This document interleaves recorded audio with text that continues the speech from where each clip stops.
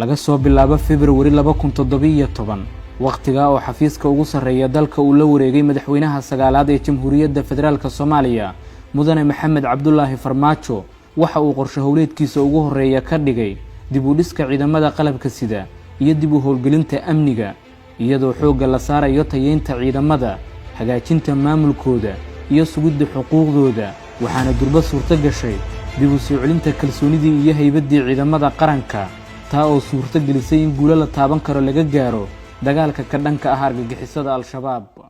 waxaan aaminsanahay inaan ka adkaan doono hadduu Ilaahay yiraahdo qolooyinkan horarka ah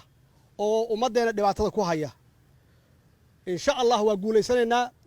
waxaana dalkiina iyo dadkiina u soo hooyn doontaan guul waxa dadkiina iyo dalkiina u soo hooyn doontaan magac wanaagsan iyo sharaf annagana dawlad ahaan iyo madax ahaan diyaar ayaan idin leenahay wax alla wixii karaankeenna oo tabarteenna ah inaan idin la garab istaagno inaan idin ka warqabno inaan idin la soconno xaaladda aad ku jirtaan rajada dib u dhiskoodu waxa ay ahayd riyo ku nool qalbiyada malaayiin Soomaaliyeed waxa hamuunta ugu weyn u qabay dib u howlgelintooda nidaamka dawliga ah ee dalka oo helidda cudud difaacada ha joogay in ka badan 10 sano dugaashanaya awoodo shisheeye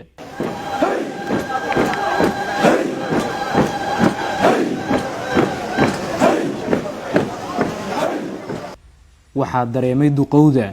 da'yarta muruqmaalka maatida iyo muwaadin kasta oo Soomaaliyeed oo maqnaanshahooda awgood u wajahay duruufihii adkaa ee dalku soo maray balse maanta waxaa muuqanaya ifafaale ka duwan inta aynu soo sheegnay waxaana dib u dhismaya tira ahaan tayo ahaan iyo awood ahaanba ciidamada qalabka sida qaybahooda kala duwan gaar ahaanna ciidanka xoogga dalka si loo ilaaliyo nafta hantida iyo sharafta muwaadiniinta Soomaaliyeed waxna looga qabto xaaladda ammaan ee dalka dawladdu waxa ay xoogga saartay diyaarinta qorshaha istiraatiijiyadeed ee dib u dhiska ciidamada qaranka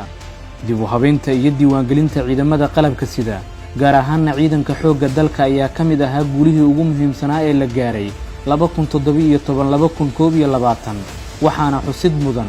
in iyada oo la adeegsanayo habka diiwaangelinta casriga ah lagu xaqiijiyay tirada rasmiga ah ee ciidamada qaranka ayna caddaatay in 40% ciidamadii hore u diiwaan gashanaa aysan sax ahayn taasi oo ka mid ahayd caqabadihii hortaagnaa guulaha ciidamada qaranka waxaana korortay 60% tirada ciidamada waxaa fududaatay in si joogto ah ay u helaan xuquuqdooda dhammaanba ciidamada qalabka sida sidoo kale dawladdu waxa ay dadaal badan gelisay hirgelinta dugsiyo tababar oo si joogto ah u soo saara da'yar aqoon-yahano ah kuwaasi oo shaqada ciidamada qaranka ku soo kordhiyay karti howlkarnimo iyo daacadnimo waxaana kumaando Soomaaliyeed hada waxaan ku dilnaa gacan bira halkastaan joognaa irka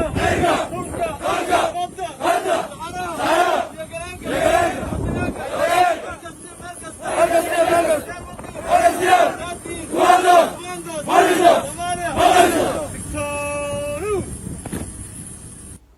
tababarada joogtada ah ee ay helaan ciidamada qalabka sida qaybahooda kala duwan gaar ahaanna xoogga dalka waxay u qaybsamaan laba qayb oo kala ah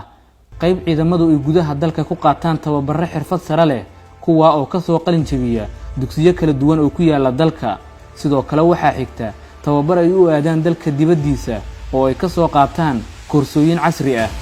joogtaynta mushaarka iyo daryeelka ciidamada oo ay dawladdu siisay muhiimad weyn ayaa ah tallaabo kale oo loo qaaday moraal dhiska ciidamada qaranka iyadoo oo bil kasta loogu shubo akoon xisaabeedka gaarka ah ee askariga iyo sargaalkaba mushaarkooda taasi oo meesha ka saartay runsashada iyo musuqmaasuqa xuquuqda ciidanka sida la socotaan excellency shaqada waxay u kala qaybsaneed wajiga koowaad iyo wajiga labaad ayadoo wajiga koowaad uu ahaa xog aroorin la soo arooriyay warbixintii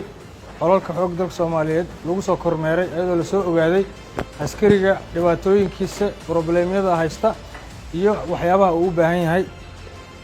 kadib markii la soo gudbiyay warbixintii dhibaatooyinkii askarta haysatay oo ahayd in mushaarka